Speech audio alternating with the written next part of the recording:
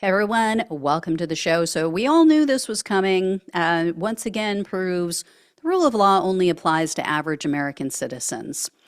So, what I'm talking about is Donald Trump's conniving, conspiracy, collusion with Eric Adams, the mayor of New York City, to drop the charges against him. So, yeah, they have dropped the charges, or they're trying to, which I'll explain, trying to drop the charges against New York City Mayor Eric Adams. And Adams, he's supposedly a Democrat. I have said from day one, I don't trust the guy. I don't like him. I don't believe that he is a real Democrat. He has always sided with corporate interests at the expense of workers.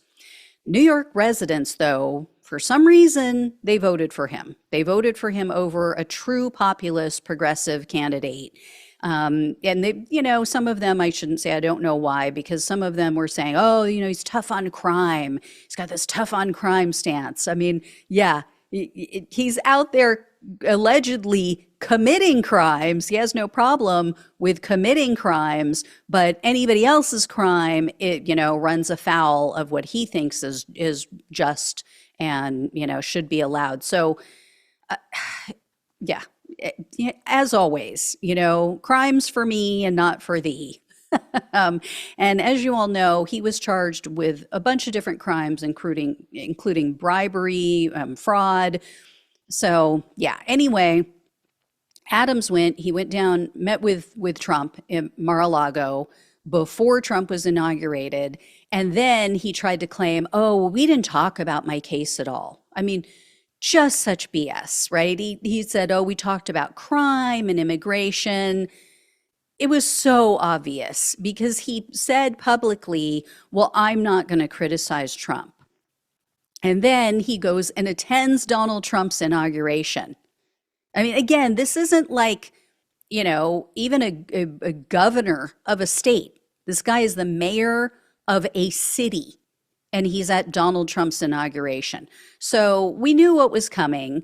And what the really big deal is, and why I wanted to share these details, because you guys have probably heard some of this already, but the Department of Justice, number one, dismissed this case without prejudice. So that's a problem. But also, Donald Trump supporters are just bending over backwards trying to justify this because, of course, they have to justify everything that Donald Trump does. It's unreal. I mean, no one but Donald Trump could get MAGA to defend and excuse alleged crimes committed by a Democrat, right? It is bizarre. So here's why this is an issue with them dismissing this without prejudice. That means the Trump Justice Department could bring charges again at a later date. So this gives Trump leverage over Adams. So he could use it to gain his compliance with deportation, pretty much anything he wants, right? He owns him now. New York Governor Kathy Hochul, she could and really should remove Adams. And I would say especially now, she needs to do this because the Manhattan federal prosecutor, a woman named Danielle Sassoon, she just resigned. She sent a letter first to Attorney General Pam Bondi, and she said that she was ordered to drop the case and that it was, quote, inconsistent with my ability and duty to prosecute federal crimes without fear or favor and to advance good faith arguments before the courts. Sassoon also, in that letter, requested a meeting with Pam Bondi, and then she went on to say that when she had a meeting with Adams' legal team, she said that they, quote, repeatedly urged what amounted to a quid pro quo, indicating that Adams would be in a position to assist with the department's enforcement priorities only if the indictment were dismissed.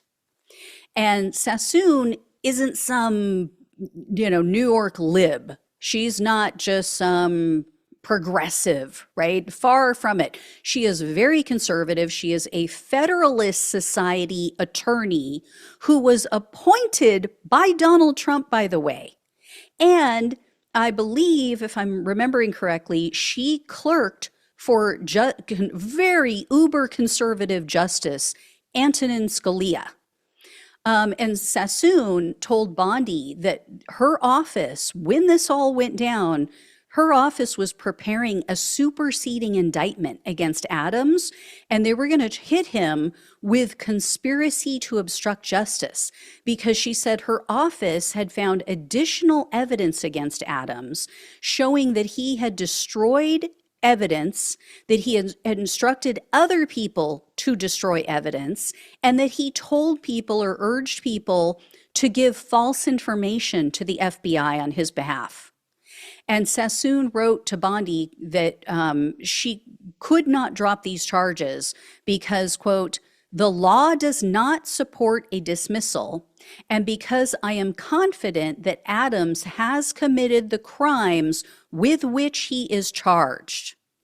So that all went down yesterday, like late afternoon, and then last night, 5 other Justice Department officials also resigned because Trump's DOJ was pressuring them to drop the case. So Sassoon said, no, not doing it. These other 5 people said, no, not doing it. Well, then this morning, there was a report that a 7th official has now resigned. So this was the lead prosecutor in Adams' case. It's a man named Hagen Scotton, I think is how you pronounce his name.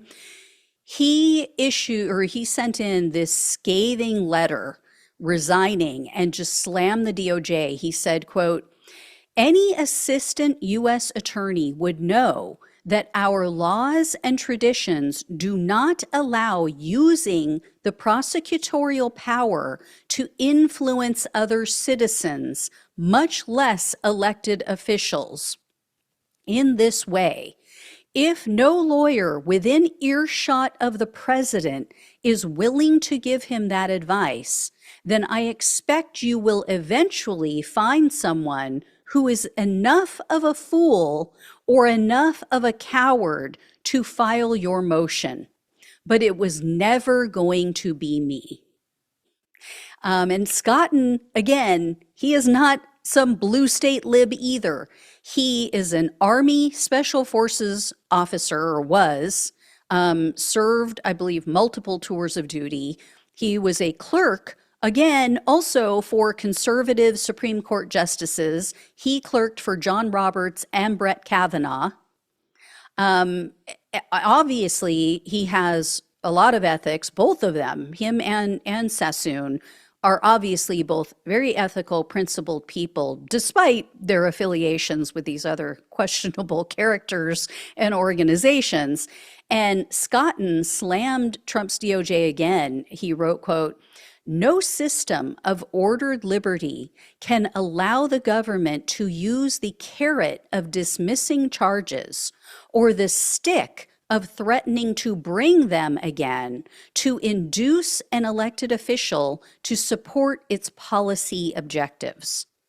So, I mean, he's slamming them, but he's also pointing out the factual basis under which you can and can't dismiss a case. You don't just dismiss a case because someone's going to do you a solid politically, right? Just like you can't bring charges because someone isn't doing you a favor politically. So there has to be a reason. The only time that the Justice Department would put pressure on a satellite office, on a state office, is if they find that, no, these charges were brought unlawfully, or that we found evidence that there is no crime, or what have you. It has to be based on the law and facts of the case.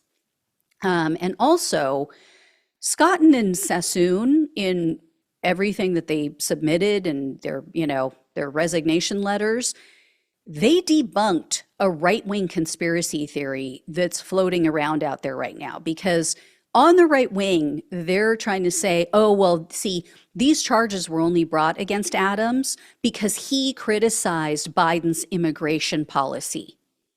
This is all over the right wing, all over right wing chats, online, social media. So both of them pointed out the fact that this investigation was initiated in 2021 prior to a Biden appointee becoming involved in this case, because that's the big thing is, oh, well, see, Biden assigned someone who was involved in, or who he appointed, and then this guy pushed for these charges. And they're like, no, we were already investigating him. We had already planned to bring these charges before this guy came along. And again, these are two hardcore right wingers. So they're not going to stick up and defend the Biden administration for no reason.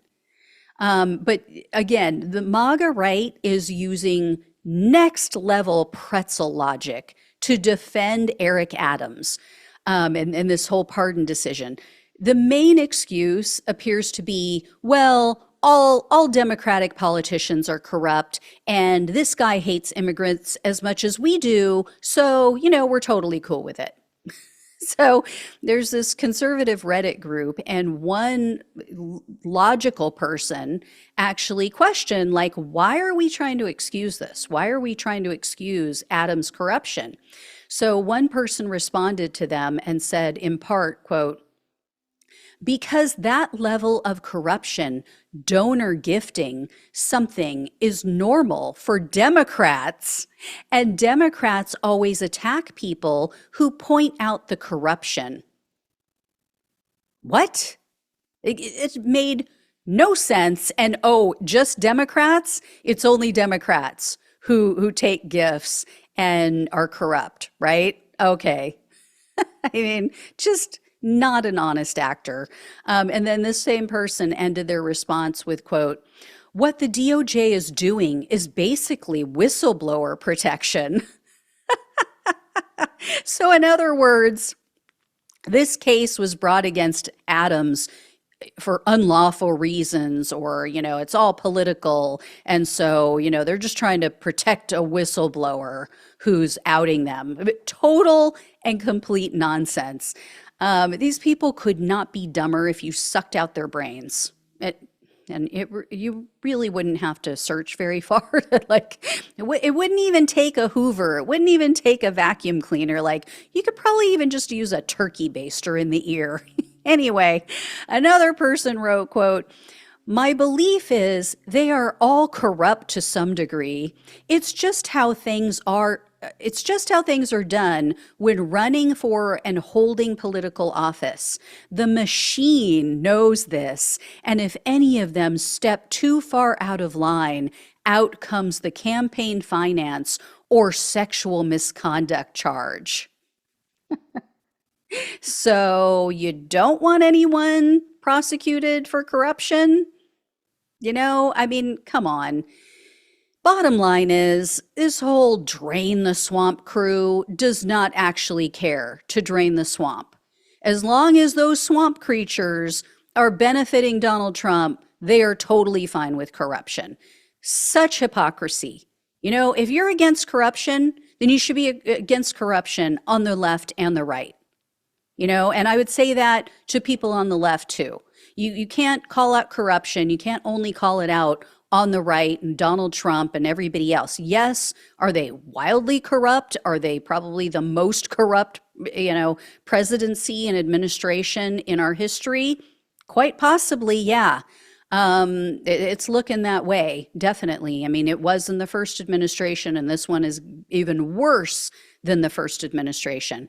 But we also have to call it out on our side of the fence. Otherwise, nobody is going to take you seriously. No one is going to think that you have any credibility, and they're not going to listen to you. So when we don't call out Nancy Pelosi for insider trading and making a fortune off of her position in government, nobody's going to believe you from that. You've lost all credibility at that point. So just like these people in these conservative groups, they have no credibility because they're not in any way, shape, or form calling out the corruption on their side. And now they're even justifying the corruption on the Democrat side just because they want to justify Donald Trump's corrupt actions in pardoning Adams. I mean, it's just, again, such pretzel logic. Anyway, I will let you know if I hear any more. We'll see if anybody else quits, but that whole agency, the whole division is pretty much gutted now. So I don't know who's going to dismiss these charges. But again, like he said, they will find a fool. They will find someone who is either ignorant or corrupt or what have you, just wants to, suck up to Trump. All right. Thank you all so much for watching and listening. Please like, please share, and subscribe to the channel if you have not. If you can donate, truly appreciate it. Love you all. Take care. Talk with you soon.